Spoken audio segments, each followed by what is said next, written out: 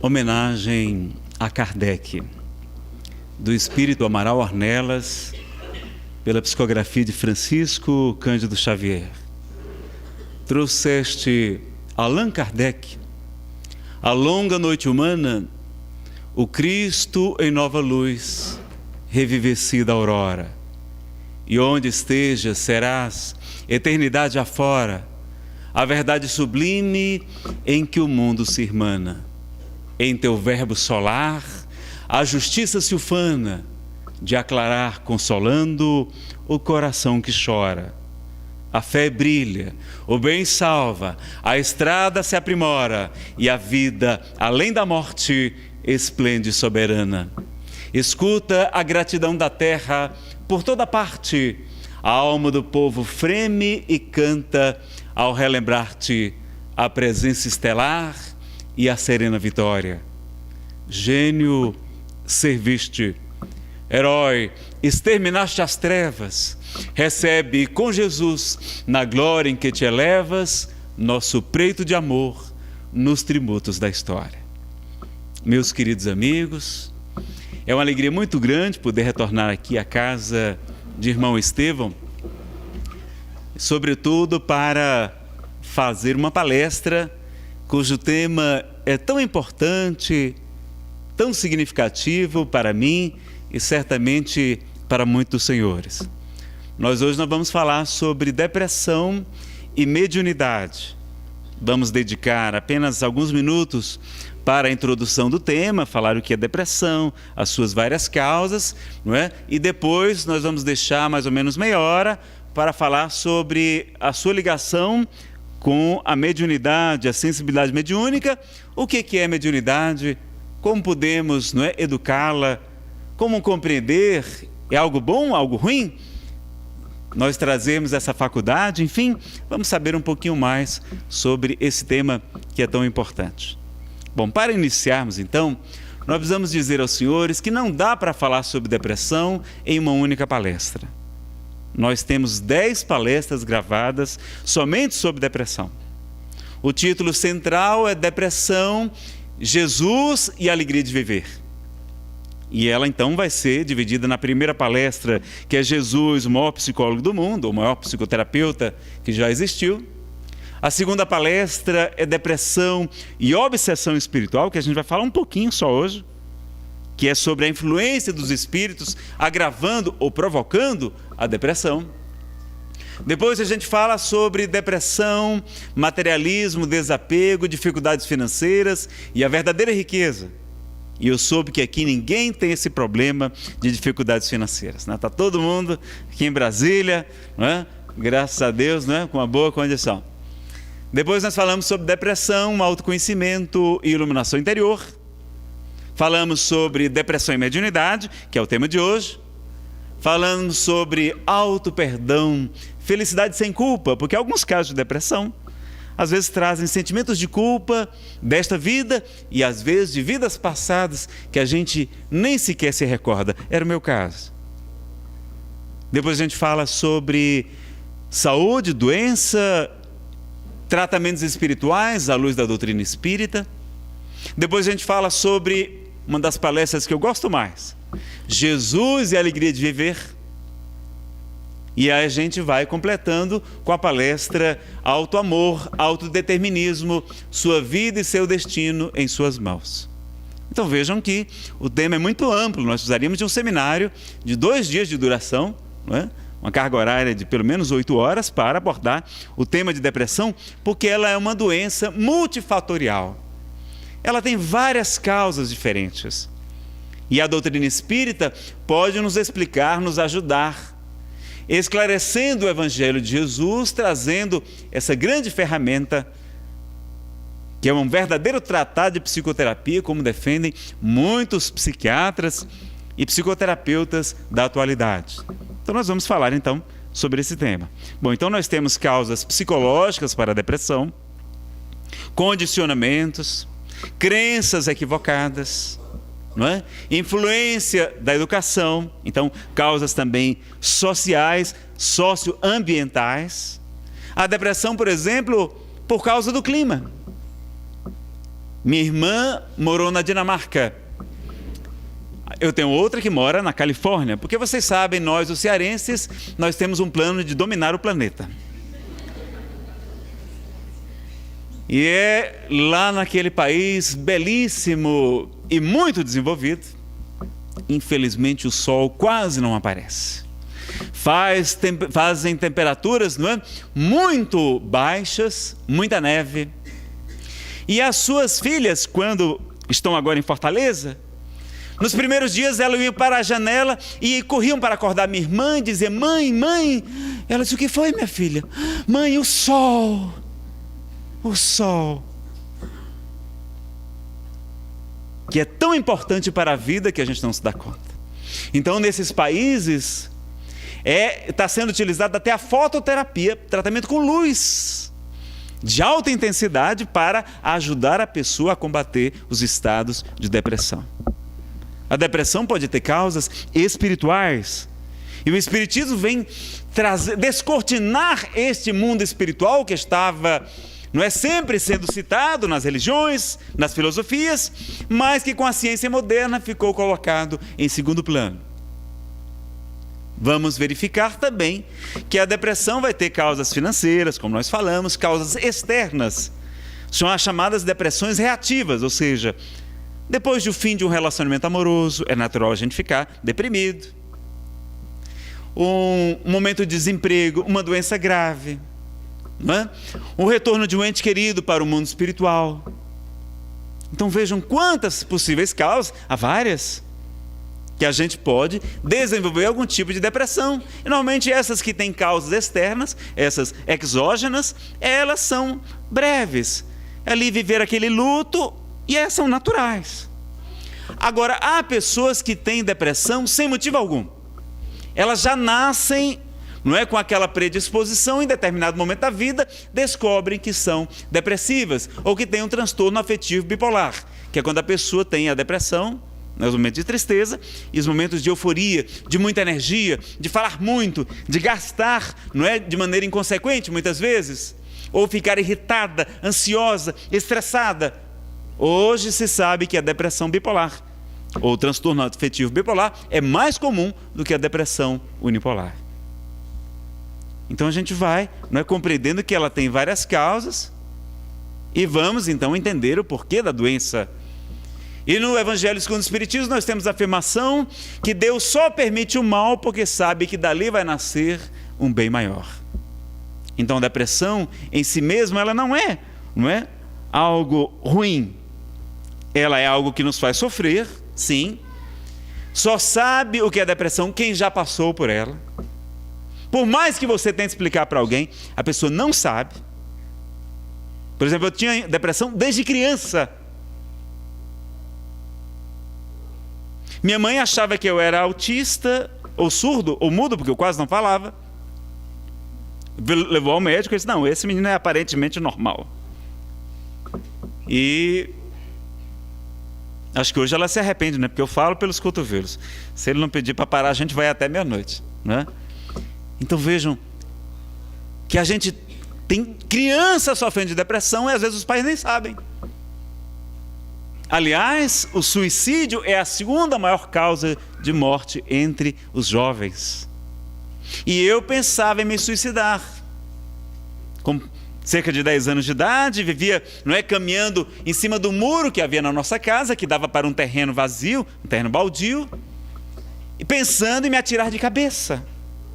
Porque a vida não tinha graça, não tinha sentido nenhum para mim. Eu não acreditava em Deus. Eu já era ateu naquela época. A religião tradicional não me respondiam às questões. Por que nascem crianças cegas, crianças com deficiências físicas? Por que Deus não interrompe a guerra, não acaba com corrupção? Por que Deus não age?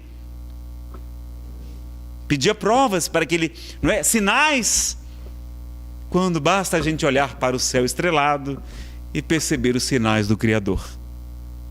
A gente não compreende, não é? Normalmente, e o Espiritismo vai nos ajudar a entender, mas veja, eu tinha tudo. Eu era tinha juventude, tinha saúde, não é? Amigos, meus pais, que ainda os tenho, encarnados, não é? paqueras, tinha tudo, tinha até cabelo ainda. Mas queria porque queria tirar a minha própria vida. Então a pessoa não precisa de motivo para ter depressão. É a depressão chamada endógena. Então, essas pessoas já trazem normalmente na sua programação reencarnatória aquele tipo de prova, ou aquele tipo de expiação, porque pode ser apenas uma prova também. Nós vamos verificar que muitos homens e mulheres maravilhosos que nós conhecemos tiveram depressão. E nem por isso deixaram de dar um grande contributo para a humanidade. Então, quem estiver aqui, que eu sei que não tem ninguém, mas quem tiver alguém aqui, algum conhecido, algum amigo distante, que está passando pela prova ou pela expiação da depressão, saiba que está em tratamento intensivo. Que a depressão funciona como um estilingue. Lá no Ceará a gente chama de baladeira. Um estilingue, um badoque, não é? Que nos puxa para trás, mas que vai nos lançar muito adiante se nós descobrirmos o que a depressão está querendo nos ensinar. Então, eu agradeço a amiga depressão, porque graças a ela eu fui buscar respostas e encontrei a doutrina espírita, e depois de tantos anos, 12 anos de ateísmo, de não acreditar em Deus, eu voltei graças à amiga depressão. Uma quebra financeira e um episódio mais grave de depressão. Eu só fui descobrir que tinha depressão aos 22 anos de idade. O transtorno afetivo bipolar, num episódio mais caracterizado. Mas meus pais não sabiam, nem eu também não sabia. Eu achava que eu era romântico. E hoje eu não digo mais que estou com depressão, eu digo que estou em reflexão. Ou que estou romântico, que é mais chique, não é? Porque eu descobri que aqueles poetas, aqueles pintores, escultores, não é? Literatos, não é? Grandes gênios da pintura, da escultura, da dramaturgia, eram, na sua grande maioria, depressivos. E aí eles canalizavam aquela depressão para suas peças, para seus escritos, para a arte. E por isso nos deixaram um legado tão maravilhoso. Então vamos ver que mesmo passando por essa prova, porque a vida na Terra é apenas 1 minuto diante da eternidade dos séculos, nos dizem os Espíritos, e que a doença, vai nos dizer Chico Xavier, que o mal na verdade é o bem, que a gente não reconhece, não compreende a princípio, mas mais tarde a gente vai saber que tudo que Deus nos permite é sempre para o nosso bem. Então, se a gente está passando por aquela prova, tem um aprendizado, tem um crescimento, como a depressão iniciática. Francisco, o Sol de Assis, ele antes de começar o seu apostolado, ele vivia nas festas, nos bares, nas noitadas, nas baladas, como a gente diz hoje, né? E não encontrava felicidade. Vai para a guerra, combater contra a cidade vizinha, a Perunja, que estava em guerra com Assis. E eles perdem a batalha, ele é preso, passa muito fome, muito frio. Depois de algum tempo, sua família paga um resgate e ele volta para Assis. Depois dali, ele vai ficar 1 ano acamado, precisando levantar-se com um bastão. Todos os seus biógrafos registram isso.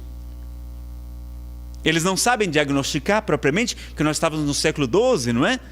Ele é de 1182 até 1226, encarnou aos 44 anos de idade.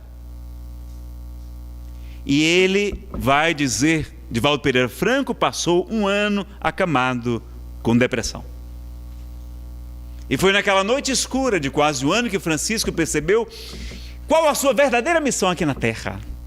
Então a depressão nos obriga a fazer o autoconhecimento que nos ensina Santo Agostinho, em espírito, na questão 919 do Livro dos Espíritos, que é o meio prático mais eficaz de o homem melhorar-se nesta vida e de resistir aos maus arrastamentos. Então ela obriga a gente a parar, que a gente está sempre correndo, né?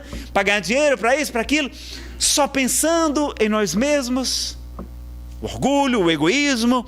Então ela é como um remédio amargo, como uma cirurgia grave que a gente se submete, mas é para o nosso próprio benefício. Ela vai nos ajudar. Ela vai ajudar então a buscar esse autoconhecimento, essa iluminação interior, descobrir qual é a nossa programação reencarnatória, o que viemos fazer aqui na Terra. E ele então nunca mais vai ter depressão. É chamada depressão iniciática. Mas vejam quantos homens nobres e mulheres também, não é? Citar só alguns. Por exemplo, Aristóteles vai defender que Sócrates e Platão costumeiramente ficavam recolhidos em profunda melancolia, que era o nome antigo da depressão. O rei Saul, como consta na Bíblia, a figura que se acredita simbólica de Jó. Também vamos ver, não é, Arjuna num diálogo com Krishna, como nos narra Divaldo Franco. Vamos verificar também a depressão em Abraham Lincoln, do tipo bipolar. Um dos mais extraordinários presidentes dos Estados Unidos da América foi depressivo do tipo bipolar. Virginia Woolf também, e muitos outros depressivos, Edgar Allan Poe, Michelangelo, o maior gênio da pintura e da escultura, é considerado pelos seus biógrafos também depressivo. William Shakespeare, o maior dramaturgo de toda a história, também pelos seus personagens, pelas suas personagens, os seus biógrafos defendem que ele provavelmente deveria ter depressão. E muitos outros. E vejam que mesmo passando por essa prova, eles foram capazes de dar um grande contributo. Então não é para ficar triste, não é para ficar desanimado não, é um esforço a mais.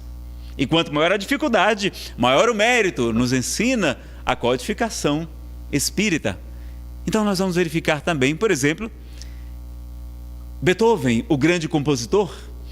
Beethoven vai ficando surdo com o passar do tempo. Imagine um músico, um amante, então, não é? Das composições, ele vai ficando surdo até por volta da Sexta Sinfonia, a chamada pastoral, ele já não consegue escutar sequer as badaladas dos sinos da igreja. E nutria amores impossíveis, e como era pobre, as mulheres normalmente não correspondiam. E ele sofria muito de depressão. Mas mesmo surdo, e mesmo depressivo, Beethoven vai compor a Nona Sinfonia, Ode à Alegria, a composição mais extraordinária que o mundo já conheceu.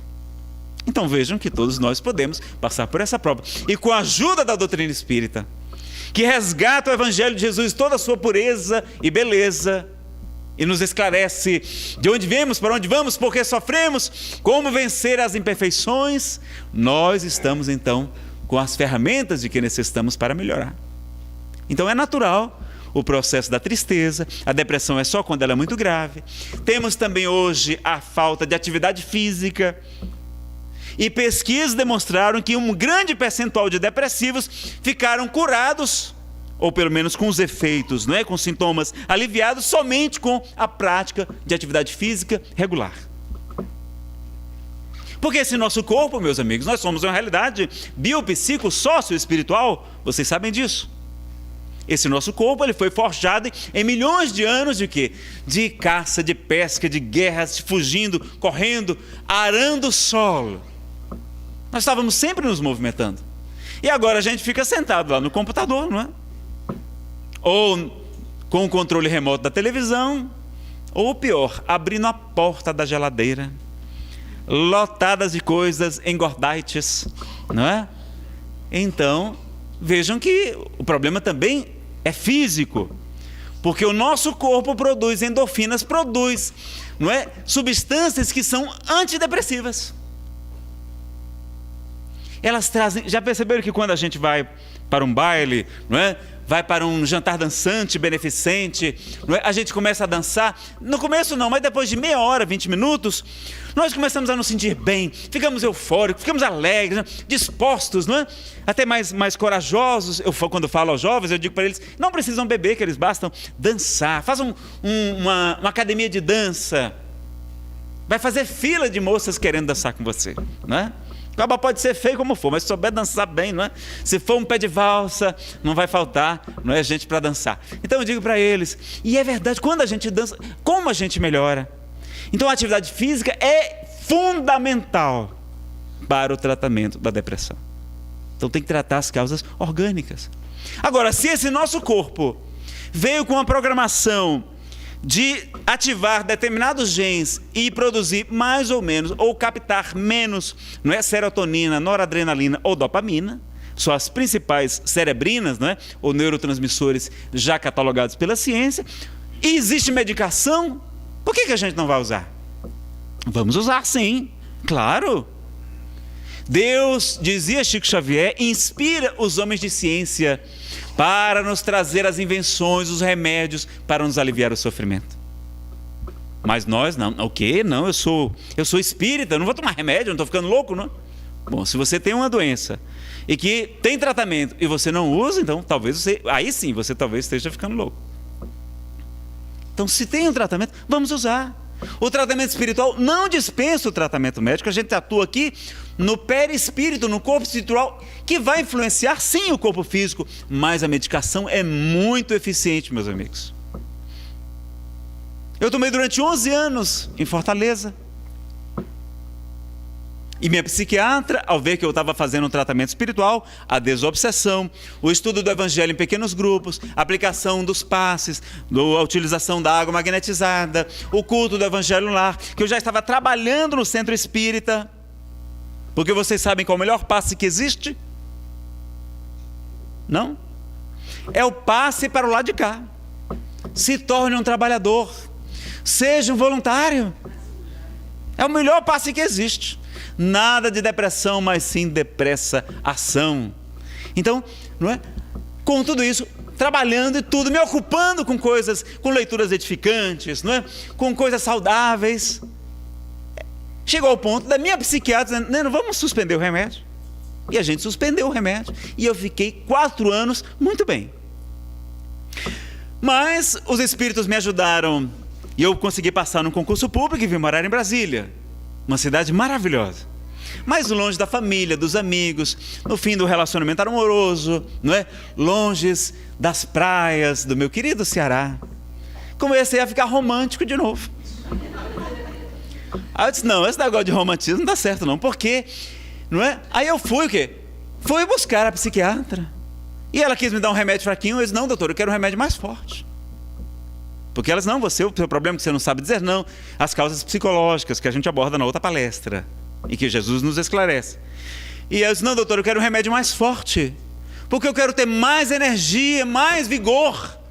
Porque a doutrina espírita nos ensina que é através da caridade que cobre a multidão de pecados. Que por muito amor os seus pecados foram perdoados. Se eu ficar romântico, triste, não é? Reflexivo, pensativo, eu não vou trabalhar, eu quero trabalhar mais, eu quero trabalhar no bem. O livro dos Espíritos, na questão de número 1000, vai dizer que somente por meio do bem se repara o mal. E a questão 770 vai dizer que a melhor forma de expiação é fazer a maior soma de bem do que mal que nos seja possível. Então vejam como é importante para nós conhecermos a doutrina e utilizarmos todos os recursos que ela nos oferece para ajudar na questão da depressão. E aí, voltei a usar a medicação. Por quê? E eu fiquei na época, né, depois dessa recaída, me perguntando, mas meu Deus, eu tinha ficado bom, o tratamento espiritual será que não funcionou? E o nosso orientador espiritual, pela inspiração, ele me disse, meu filho, é porque Deus é soberanamente justo e bom. E Ele jamais nos dá fardos que nós não possamos suportar. Naquela época, em Fortaleza, foram atendidos alguns espíritos, lá na Federação Espírita do Estado do Ceará, onde nós fizemos o tratamento. E agora que a gente viu que você está melhor, que você está mais fortinho, a gente disse, manda vir mais uma parte da turma aí que ele prejudicou. E agora, por quê? Vá fazer o tratamento médico, vá fazer o tratamento espiritual. Não é? Você não é melhor do que ninguém. E aí vejam como a gente nem se dá conta que às vezes temos muitos compromissos e que vamos tendo a oportunidade de resgatá-los, não é de maneira suave, não é de maneira que a gente possa dar conta também. Então a depressão vem nesses momentos para nos ajudar, nos fazer despertar. Joana de Ângeles disse para Divaldo Pereira Franco, Divaldo, as flores, as rosas, elas despertam somente com o nascer do sol. Aos primeiros raios do irmão sol, elas desabrocham exalando o seu perfume. Elas despertam somente com o nascer do sol. Mas as pedras, Divaldo, as pedras precisam ainda da dinamite para despertar. Talvez nós estejamos como essas pedras, meus amigos. Precisamos ainda da dinamite, do sofrimento, né, da depressão para fazer-nos despertar para o amor, porque a missão nossa aqui no planeta é aprendermos a amar, é nos aperfeiçoarmos, sobretudo moralmente, porque intelectualmente já somos muito desenvolvidos. Então vejam que a depressão é um mal, mas que pode trazer grandes benefícios, e a gente deve usar sim a medicação. Porque se for assim, não, eu sou espírita, não vou usar remédio. Então você, quando for fazer uma cirurgia, peça para não tomar anestesia também. Porque você é espírita, não é? Então se a pessoa tem diabetes, não tem que usar insulina. Quem tem pressão alta, hipertensão, não tem que usar, não é, o remédio para a pressão? Quem tem, não é, uma série, colesterol alto, então vai tomar. Se a gente tem um remédio, vamos usar. Agora a gente sabe que o remédio é para combater os efeitos. Vamos combater os efeitos, mas vamos tratar a causa. E a causa primordial da depressão está no espírito imortal que todos nós trazemos, não é? Compromissos do passado, imperfeições, não é? Necessidades evolutivas diferentes. Então a causa nós vamos trazer através da reforma íntima, porque não adianta também fazer um tratamento espiritual, nos ensina o próprio Cristo, que não adianta expulsar um espírito impuro de uma casa, porque ele sai vagando pelo deserto. E ao saber que a sua antiga moradia está toda limpa, está toda adornada, ele retorna, trazendo outros 7 espíritos piores do que ele. Então não é só fazer o tratamento com pasto, não. Nós temos que fazer a reforma íntima. E através do estudo a gente vai ter condições de fortalecer a fé, com a fé domar ou minimizar os nossos instintos de conservação. E com isso nós vamos promover a nossa reforma íntima. Então daí porque essa casa oferece também estudo aqui. Que dias da semana? Tem estudo sistematizado? Quinta e sábado. Quinta à noite e sábado? À tarde. Eu acho que deve ser 5 da tarde? 5 da tarde? 3h30, 15h30, não é? Então, às quintas-feiras deve ser 20 horas, não é?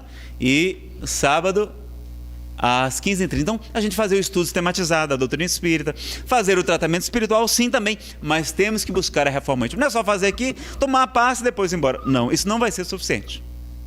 Precisamos manter a casa limpa, não é? A casa arrumada, mas do ponto de vista positivo, e não daquela que atrai os nossos antigos, né, moradores. O culto do Evangelho no Lar, que a Federação Espírita Brasileira nos orienta, tem um opúsculo também que vocês podem perguntar aos orientadores. Bom, meus amigos, agora nós vamos falar sobre depressão e mediunidade. E o que é que tem a ver uma coisa com a outra, Nazareno? Bom, Allan Kardec, no livro A Gênese, ele vai defender uma hipótese, porque no livro A Gênese, na introdução, ele vai dizer que muitas daquelas informações são apenas teses, que não foram submetidas ao controle da universalidade do ensino dos espíritos e que precisariam, portanto, ser depois confirmadas. Mas ele vai trazer, não é, um item chamado vulgarização da mediunidade, ou seja, quando a mediunidade ficar cada vez mais comum. E ele vai trazer a profecia de Joel, que está repetida em Atos dos Apóstolos, dizendo que no final dos tempos, eu derramarei do meu espírito sobre toda a carne. Vossos filhos e vossas filhas profetizarão, ou seja, darão comunicações mediúnicas. Vossos velhos terão sonhos, vossos jovens visões. Até vossos servos profetizarão. Mostrando que a mediunidade iria ficar cada vez mais comum na medida que a gente chegasse no momento do final dos tempos. Não é final do planeta. É final de um ciclo, de uma era de expiação e provas, e na chegada de um ciclo novo, de uma nova era, chamada era de regeneração, que os Espíritos orientam, então assim, Allan Kardec. Então nós já estamos entrando nessa transição planetária, nós já estamos adentrando esse mundo de regeneração, e por isso talvez nós tenhamos hoje tanta gente com depressão, tanta gente com síndrome do pânico, que a gente mal ouvia falar há 50 anos atrás. Por quê? Porque hoje talvez nós tenhamos mais sensibilidade mediúnica. E assim, por conta da presença dos espíritos, que nós temos uma população, segundo, né, as comunicações de Chico Xavier, de 3 a 4 vezes o número de encarnados nós temos de desencarnados. Isso na década de 60, então nós devemos ter mais ou menos uma população de 20 e poucos bilhões de espíritos desencarnados, mais 7 encarnados, mais ou menos 30 bilhões de espíritos, um cálculo grosseiro. Então pululam espíritos aqui na Terra, do mesmo padrão evolutivo nosso, muitos mais atrasados e raros mais evoluídos. Então a gente está sob a influência desses espíritos e é natural também, portanto, que tenhamos, não é? Porque também existe depressão no mundo espiritual. Então a gente vai, não é, muitas vezes atrair espíritos, por exemplo, para a nossa própria casa. Espíritos que desencarnaram e nem sequer têm noção que já passaram desta para um melhor, como se diz. Eles falam com a gente não responde. Eles acham estranho e pensam que estão sonhando, ou que estão tendo pesadelo, ou que enlouqueceram. Então vocês já sabem, não é? Quando começarem a conversar com as pessoas e elas não responderem, atenção, pode ser que você já esteja no mundo espiritual. Eu contei isso lá no nosso grupo de estudo, eu dou aula de estudo sistematizado, e lá na comunhão, até aliás vamos fazer uma palestra amanhã, quem tiver interesse, sobre Eurípides Barçanufo, o apóstolo da mediunidade. Eles vão ver um exemplo de mediunidade com Jesus, dos mais amplos e mais diversos tipos de faculdades mediúnicas. E um aluno, né, um senhor, levantou o braço e disse: Nazareno, pois eu acho que eu já desencarnei. Eu disse: mas como? É porque lá em casa eu falo, minha mulher não escuta, meus filhos não me obedecem. Eu acho que eu já desencarnei. Então às vezes acontece, não é? Então vejam, existem realmente muitos espíritos que não têm condição de perceber ainda, porque não foram, não é, esclarecidos sobre a vida depois da vida. E como às vezes encarnam de maneira súbita, não é, podem não ter ainda essa lucidez. E aí estão próximos da gente, às vezes trazendo falta de fluido vital. Se próximos da gente, provocando desânimo, provocando tristeza, às vezes colocados lá intencionalmente, espíritos que nos desejam prejudicar, que desejam vingar-se de nós, porque os espíritos obsessores nada mais são do que as nossas vítimas do passado. São pessoas como nós, pessoal. Espíritos são gente, não são coisas do outro planeta, não. São pessoas como nós. E então eles muitas vezes podem querer vingar-se da gente e vão colocar espíritos doentes, enfermos, não é? Atrasados em nossa casa. Às vezes o espírito nem nos conhece. Daí a importância da prática do Evangelho no lar, não é? Semanalmente, meia hora é suficiente a gente ler um trecho do Evangelho segundo o Espiritismo em voz alta. Nazareno, eu leio, mas eu leio assim, só em pensamento, não serve não? Não serve, tem que ser em voz alta. Porque esses espíritos que estão assim ainda, não é? Sem essa condição melhor, eles não conseguem ler ainda os nossos pensamentos. E aí por isso tem que ser em voz alta. Eles escutam a nossa voz, se melhoram, e naquele dia, naquela hora pré-determinada que a gente vai marcar, porque os espíritos superiores têm compromisso, têm suas vidas também pessoais, não é? Eles irão então naquele dia para nos ajudar, e teremos lá uma equipe de médicos, de enfermeiros, familiares que estarão ali para ajudar aqueles espíritos, ajudando-os a retornar a seus lares, a reencontrar seus entes queridos. Então é uma coisa muito importante.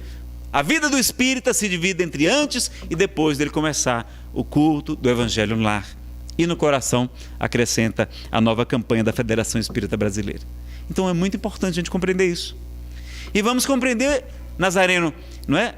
Aliás, perguntar até vocês, a Nete Guimarães, uma expositora do Rio de Janeiro, ela gosta de fazer isso nas suas palestras. Vamos fazer daqui também. Pessoal, aqui, quem aqui é médium, por favor, levante a mão. Só esse pouquinho? Então deixa eu fazer outra pergunta aqui. Todo mundo é médium? Sim? Quem acha que sim, levante a mão. Quem acha que não, levante a mão. Quem está indeciso, levante o braço.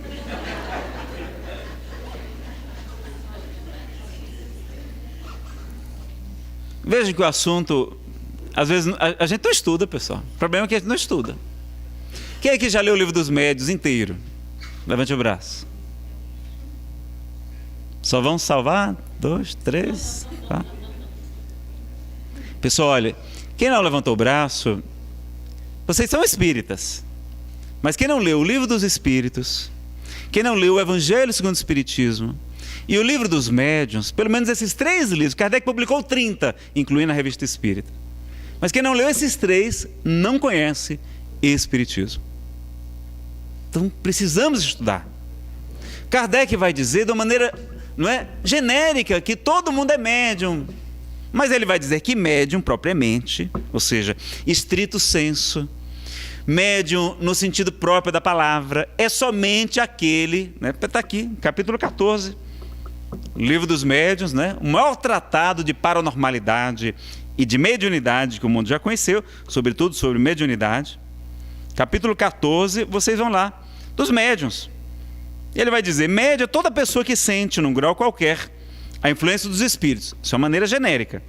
Essa faculdade é inerente ao homem, por conseguinte, não constitui um privilégio exclusivo. Por isso mesmo, raras são as pessoas que não possuam alguns rudimentos dessa faculdade. Então, se tem pessoas raras que não possuem nem os rudimentos, é porque tem pessoas que não são médiuns. Ele próprio vai dizer que não é médium. Vai perguntar aos espíritos por que ele não é médium. Os espíritos vão dizer que é interessante para a missão dele que ele não fosse médium naquela encarnação. Aí ele vai dizer, né? Pode-se, pois, dizer que todos são mais ou menos médiuns. Usualmente, porém, agora aí, essa qualificação, médium, né? Só se aplica àqueles a quem a faculdade se mostra bem caracterizada, está bem característica. E se traduz por efeitos patentes, não é? Claros, de certa intensidade, o que depende de uma organização mais ou menos sensitiva. Então, nós vamos ter médium no sentido amplo da palavra, que é aquele que percebe a influência dos espíritos, como está lá no livro dos Espíritos, questão 459, da influência oculta dos espíritos em nossos pensamentos e atos. Então, Kardec pergunta se eles influenciam nossos pensamentos e atos, os espíritos dizem que sim. Mais do que nós imaginamos, e comumente são eles que nos dirigem. Mas sentir a influência dos espíritos não quer dizer que a gente seja médium. Médium é quem tem aquela característica patente, não é? De modo claro, é o chamado médium ostensivo. É quem vai trabalhar nos grupos mediúnicos. É quem vai psicografar, vai trazer a psicofonia, é quem vai ter a vidência, não é? A clarividência, a dupla vista, que a gente também é chamada assim, a clareaudiência. Então, nós vamos ter várias faculdades. Ora, meus amigos, se Jesus é o modelo e guia da humanidade, como está lá em a questão 625 de O Livro dos Espíritos, que é o ser mais perfeito que Deus nos ofereceu, não é, como modelo e guia, e Jesus foi o maior médium e maior paranormal que o mundo já conheceu. Se ele é nosso modelo, nós temos que o quê? Imitá-lo, não é? Então nós devemos conhecer, estudar, desenvolver e educar a nossa faculdade mediúnica e as nossas faculdades anímicas também. Porque ele não era só médium, ele era também, não é, um chamado paranormal. Tinha faculdades anímicas também. Nazareno, como é que é isso? Eu não entendo. Às vezes a pessoa acha que animismo é uma coisa ruim. Não é. O que é ruim é a mistificação ou a fraude. Que é quando a gente quer enganar, quer forjar o fenômeno. Mas o animismo que a gente tem, não é, faculdades, como o próprio Kardec vai estudar no Livro dos Médiuns, da influência do médium nas comunicações. Como ele próprio influencia. E como este outro livro extraordinário do Espírito André Luiz, Nos Domínios da Mediunidade, psicografado por Chico Xavier, da editora da Federação Espírita Brasileira, nós vamos ver lá o capítulo Mediunidade e Animismo, dizendo que às vezes o médium traz conteúdos que são dele. Que são conteúdos, não é, que afloram às vezes de vivências passadas. E que o esclarecedor, o dialogador, que a gente chamava antigamente de doutrinador, deve também esclarecer e ajudar, porque todos nós precisamos de ajuda e de esclarecimento. Então não tem nenhum problema com o animismo, porque às vezes o médium fica lá, será que isso é meu? Será que isso é do espírito?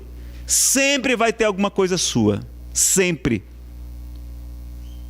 Hermínio Miranda, aliás, né? Esse escritor extraordinário que retorna ao mundo espiritual agora em 2013, há poucos dias, ele vai dizer em uma de suas obras que, eu acho que é no Diálogo da Sombra, com as Sombras, que numa boa comunicação mediúnica, numa boa, 50% é do médium e 50% é do espírito. Porque nós somos ainda, meus amigos, espíritos muito atrapalhadinhos, numa vestimenta grosseira. Nós não temos essa facilidade de nos comunicar com o mundo espiritual. Não temos. Médios como Chico Xavier, como Francisco de Assis, que escutava Jesus, que viu o próprio Cristo, como tantos outros, Eurípides Barçanufo, Joana d'Arc, são muito raros. Nós vamos ter faculdades, né, mais ou menos ali desenvolvidas.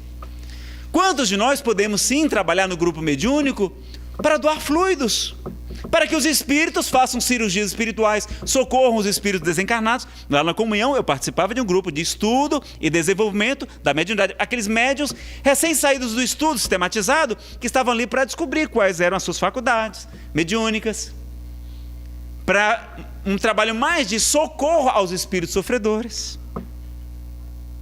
Muitos ficavam ali só, não é, bocejando, não é, doando fluidos assim, muita intensidade, sentindo muito sono muitas vezes. Por quê? Porque estavam doando fluidos. Aí depois eles eram encaminhados para os grupos de desobsessão, para os grupos de tratamento físico e espiritual, para a aplicação de passes, enfim, as diversas áreas que a gente pode, da psicografia, enfim, que a gente pode desenvolver. Então vejam que para trabalhar na mediunidade hoje, a gente não precisa ser um Chico Xavier. E todos nós vamos fazer uma grande caridade.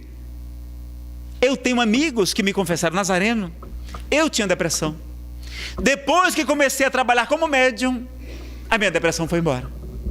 Era, na verdade, sensibilidade mediúnica, e aqueles espíritos foram atendidos nos próprios grupos em que a gente vai participar. Nós vamos atender, ajudar os outros, mas também seremos ajudados. Essa é normalmente a regra que vige no universo, a cada um segundo suas obras, nos ensinava Jesus. Então, aí tem gente que tem medo, o que é natural, porque muitos de nós já fomos perseguidos em vidas passadas por conta da mediunidade, incompreendidos, presos, não é? Colocados em calabouços, mortos, torturados, perseguidos. Então há pessoas que têm traumas de vidas passadas por conta da mediunidade. É natural que tenha medo nessa vida, mas muitas vezes é só desconhecimento. E a pessoa não sabe que ali é uma grande oportunidade de fazer o bem. É uma grande oportunidade de caridade. Joana de Ângeles já disse por Divaldo Franco que uma vida com a mediunidade bem trabalhada equivale por 2 encarnações. Bezerra de Menezes, quando retorna ao mundo espiritual e desperta, ele escuta muitas vozes chamando o seu nome, cantando, e ele pergunta à irmã Celina, mensageira da Senhora: irmã Celina, o que são essas vozes? Ela leva até a sacada e ele vai perceber centenas de espíritos que ali estavam para agradecer a ele, que fora não somente o médico dos pobres, mas também o quê? Esclarecedor, doutrinador, nos grupos mediúnicos, na Federação Espírita Brasileira. Então a gente vai conquistar amigos no mundo espiritual. E os nossos inimigos, desafetos, vão ser atendidos também em nosso grupo ou em outros grupos. Normalmente em outros grupos. Então a gente vai ter oportunidade de ajudar os encarnados que estão sofrendo, obsediados, né? Pensando em suicídio, utilizando as drogas, né?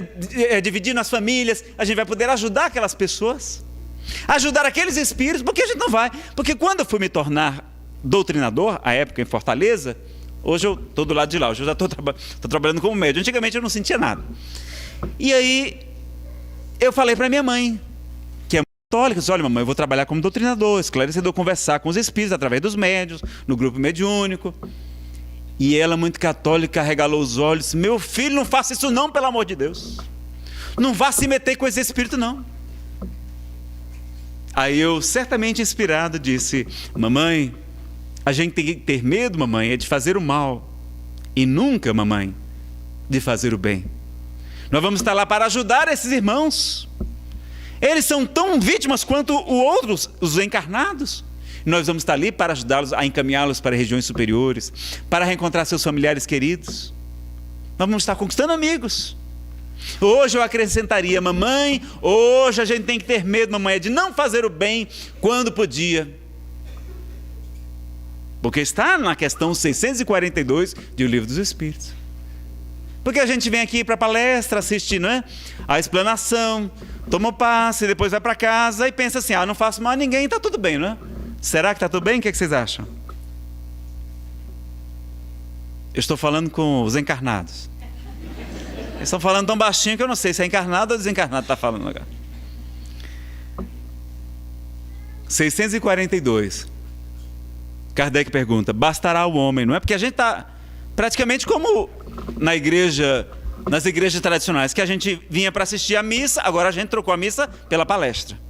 E a hóstia a gente trocou pelo passe. O espiritismo não é essa a proposta espírita. É de transformação moral, é de trabalho no bem, é de caridade, é de divulgação, é de esclarecimento, de reforma íntima.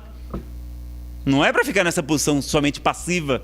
Não, o ideal é que vocês participem nos pequenos grupos de estudo, como o próprio codificador defende a importância de estudo permanente, em pequenos grupos. Como está lá no projeto 1868, no livro Obras Póstumas, também faz parte da obra de Kardec. Então vejam, não é? Ele então pergunta: bastará o homem não praticar o mal para ser agradável a Deus e assegurar a sua posição futura, o seu futuro no mundo espiritual? Os espíritos respondem: não. Ele deverá fazer o bem no limite de suas forças, porque responderá pelo mal que houver praticado, mas também pelo mal que haja nascido de sua omissão no bem. Se a gente podia fazer o bem e não fez, e dali surgiu um mal, a gente é corresponsável. Se legalizar um aborto no Brasil, como está na reforma do Código Penal brasileiro, a gente vai ter corresponsabilidade. Se a gente não fez nada para ajudar o movimento Brasil Sem Aborto, por exemplo, as frentes parlamentares de defesa da vida, não vai para a marcha nacional, não faz uma doação financeira, não manda e-mail para os senadores, para os deputados, a gente tem que fazer alguma coisa. Então, aqueles que temos a faculdade mediúnica, temos, meus amigos, uma ferramenta que devemos utilizar no trabalho bem.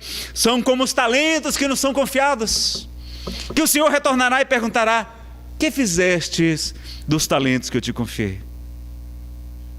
E a gente, com medo, enterrou o talento. Servo mal. Então vamos evitar isso. Vamos utilizar essa faculdade, estudar, esclarecer. Não é porque também a pessoa seja médium ou esteja vendo coisas, não é? Que necessariamente esteja bem de saúde, esteja harmonizada e que deva ir para o grupo mediúnico. Não. Em regra, quando nós viemos na casa espírita, nós viemos com problemas de obsessão, de influências espirituais, não é verdade? Então a gente vai precisar do tratamento espiritual, não é? Diferentemente de um Eurípides Barçanufo, que já era um verdadeiro apóstolo quando católico, quando se torna espírita, não tem nenhuma dificuldade. A gente vai para o tratamento espiritual, vai estudar. Ali a gente já fica aliviado, não é, das influências espirituais, e depois vai, porque Kardec vai dizer que é importante que o grupo seja homogêneo, que esteja bem harmonizado. Não é uma pessoa desequilibrada e colocar no grupo espírita. Nazaré, então quer dizer que todo mundo é médio, até quem está lá no hospício, no manicômio? Não, meus amigos. Há pessoas que trazem a expiação da esquizofrenia, da oligofrenia e de muitas outras doenças psiquiátricas. Nem todos, não é? Somente com tratamento espiritual vão ficar curados. Pelo contrário, muitas vezes é a expiação. Nesta vida é como se fosse uma prisão. É uma recuperação deles. E estão lá sendo atendidos pelos médicos, profissionais competentes, não é? E a gente deve ajudar também, auxiliá-los com as nossas orações, com nossas visitas, mas vamos compreender que temos também essas questões. Então vejo que a mediunidade bem exercida, com Jesus, santamente, gratuitamente, como o Espiritismo nos convida, dai de graça tudo aquilo que de graça recebestes, nós vamos ter esse grande tesouro no reino dos céus. Acumular tesouro nos céus, onde a traça não rói, o ladrão não furta, a ferrugem não corrói, não é? E tudo mais vos será acrescentado. Jesus nos fala dessa importância do trabalho bem, do amor, da caridade que o Espiritismo resgata em toda a sua beleza. Como nós estamos já com o horário vencido, a gente vai pedir para pedir para vocês ficarem bem concentrados.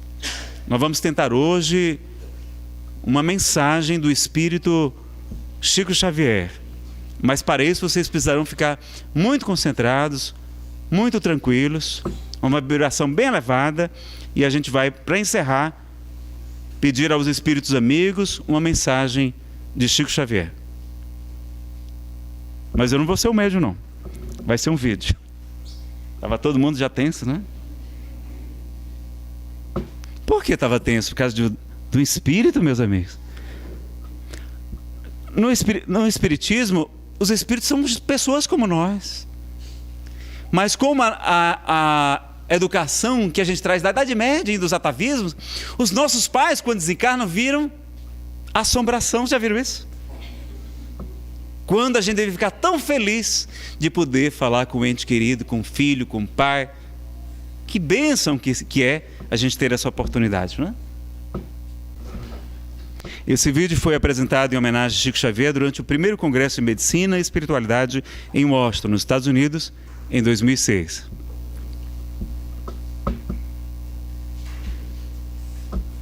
Vocês encontram no YouTube. A legenda está em inglês, porque foi em Washington.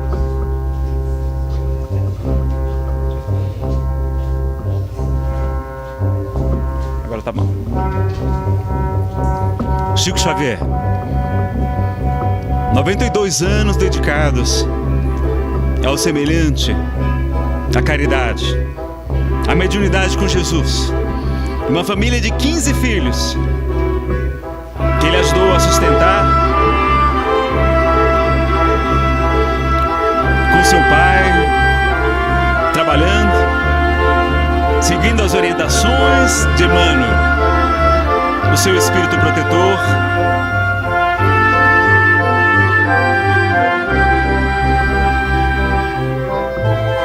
465 livros psicografados, milhares de mensagens,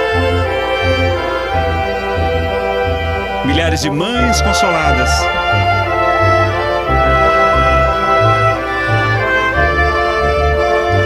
E a ampliação dos conhecimentos que Allan Kardec nos trouxe. Sua maior alegria era ser médium.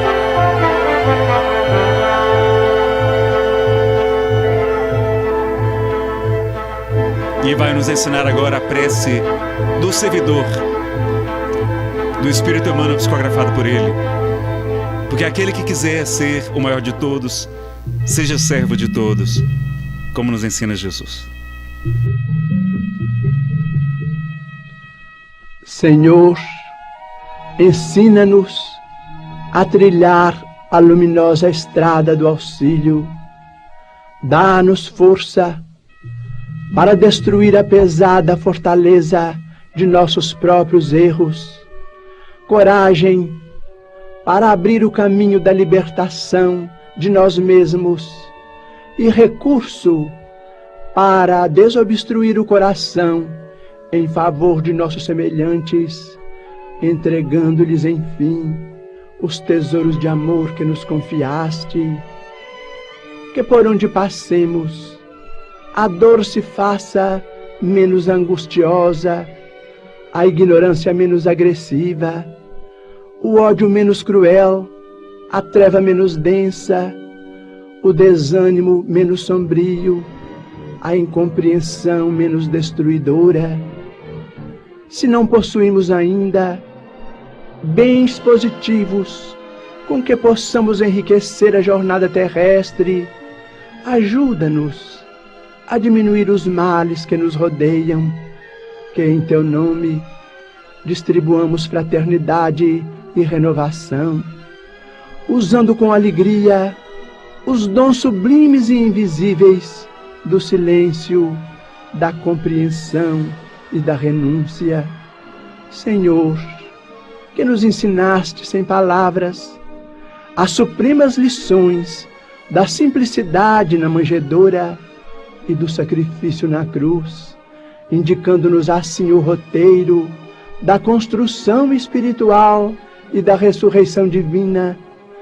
Orienta-nos o passo incerto e ampara-nos os propósitos santificantes, para que a Tua vontade, misericordiosa e justa, se faça em nós, por nós e para nós, hoje e sempre, onde estivermos, assim seja.